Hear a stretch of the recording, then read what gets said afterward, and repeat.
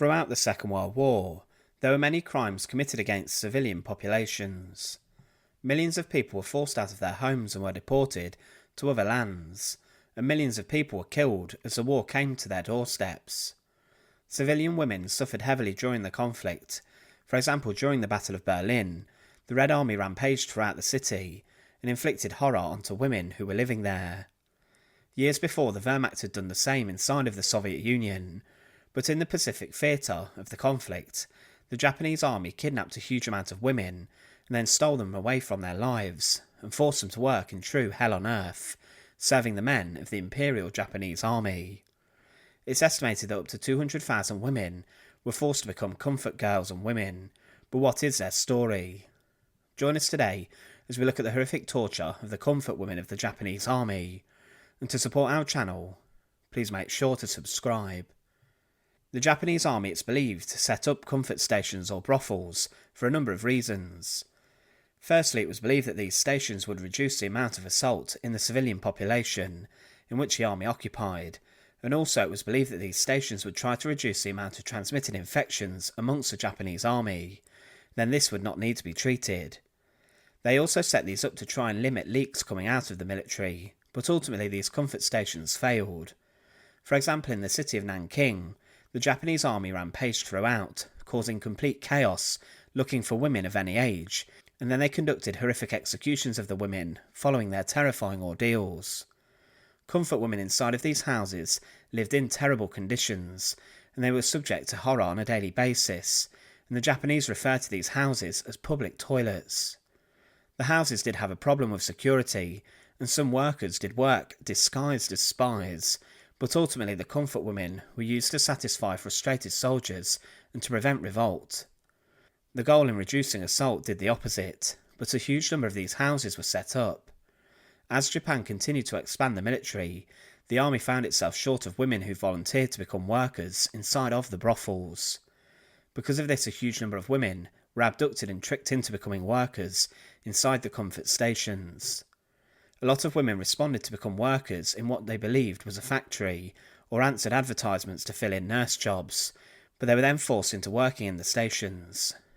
During the early parts of the Second World War, the Japanese recruited prostitutes through normal means, but there was a huge amount of kidnapping.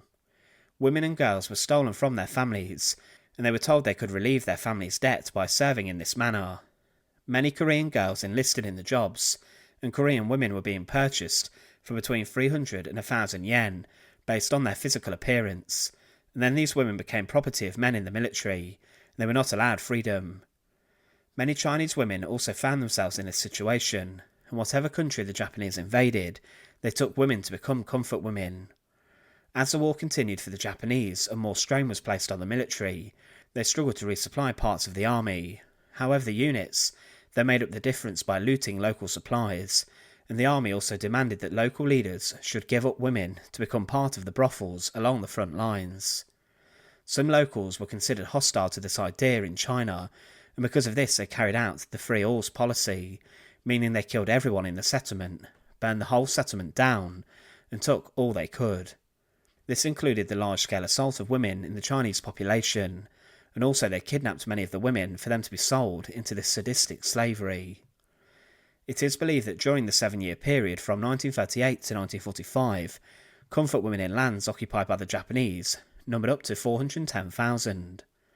The largest number of women came from China, with around 200,000 Chinese women having been kidnapped. Many of the documents relating to this war crime were destroyed, and some historians do vary in their estimates. There were around 2,000 comfort women stations where Korean, Filipino, Indonesian, Burmese, Dutch, Australian, Taiwanese and Japanese women worked. Many of them were teenagers and young girls, and very few in the licensed part of the houses worked, with most of the women being unlicensed and victims of kidnap. Japan, it's believed, had quotas of women who were forced to work as comfort women, and in Korea the daughters of the gentry in the higher classes were spared, unless their families showed sign of being against the Japanese army and being in favour of a pro-independent land. The army and navy also subcontracted women, and the taking of them to contractors who would source the women, and organised crime groups would also take part in this. During the invasion of the Dutch East Indies, Many Indonesian and European women suffered at the hands of the Japanese forces. Some women were taken to try and control the assault problem, with local leaders forcing some women to work as comfort women to save others. This included many European women, and a few even were forced to live inside of the homes of Japanese officers to serve one man rather than serve many in a brothel. Many women faced starvation in refugee camps where conditions were tough if they did not work in the houses, and many agreed to the offer of work when the true nature of what they would be doing wasn't released to them. Some women in the Dutch East Indies volunteered to save younger ones, and the women forced into this work in the Dutch East Indies, it's believed, is more than it's indicated. Comfort women were often forced to travel to the battlefields with the Japanese Imperial Army, and because of this many of them were killed by Allied forces as they attacked the Japanese defensive areas and camps. Also, the Japanese army executed Korean comfort women when they fled from the battlefield, and many had anger taken out on them. During the final last stand of the Japanese forces at the end of the conflict, many women were killed or took their own lives. At one naval base, 70 women were killed before the American assault, and a number of them, during the Battle of Saipan, threw themselves off the cliffs to avoid capture or execution at the hands of the Japanese or the Americans. In Burma, a number of prisoners took their own lives by swallowing cyanide pills or were killed as Japanese forces threw hand grenades inside of their bunkers. The Japanese told many of the women that the Americans were cannibals, so they were terrified of falling into the hands of the enemy, and some believed that the Japanese forces would save them and protect them. There were also cases of starving troops turning to cannibalism when they were cut off, especially on remote Pacific islands, and it was reported that some comfort women were killed and then eaten for food by the Japanese army. One account from a former comfort woman told of her horror during the Second World War. Korean Kim Ha-sun stated, "When I was 17 years old, the Japanese soldiers came along in a truck, beat us and then dragged us into the back. I was told if I was drafted, I could earn lots of money in a textile factory. The first day I was assaulted and it never stopped. I was born a woman but never lived as a woman.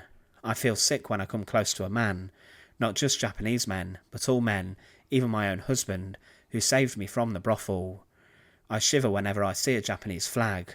Why should I feel ashamed? I don't have to feel ashamed."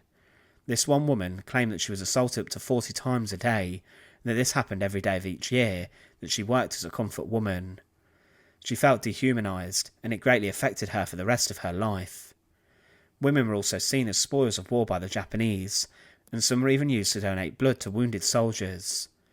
European women often went to the officers and higher-ranking soldiers, but Korean women and Chinese women were often assigned to the lower ranks. Another former comfort woman stated, "Being used as a public dumping ground by those men left me with a deep shame I still feel in the pit of my stomach. It's like a hard, heavy, sick feeling that never entirely goes away. They reduced me to something low and disgusting that suffered miserably in front of them." The story of the comfort women of the Second World War is an incredibly tragic and horrific war crime that saw hundreds of thousands of women stolen from their homes and towns and forced to conduct horrific work against their will. Women from all over Japanese occupied lands were forced into this, and the experiences of the women were truly harrowing. Many of them were just girls when groups stole them for the Japanese army, or they were led away in trucks. Many were tricked into volunteering, believing they were going to work in restaurants, hospitals and factories. However, what they were actually being forced into was harrowing. Many of these comfort women never lived out the war, and were killed and executed during the fighting, and today many of their stories remain untold. Thanks for watching. To support our channel, please make sure to subscribe, and once again, thank you so much for watching.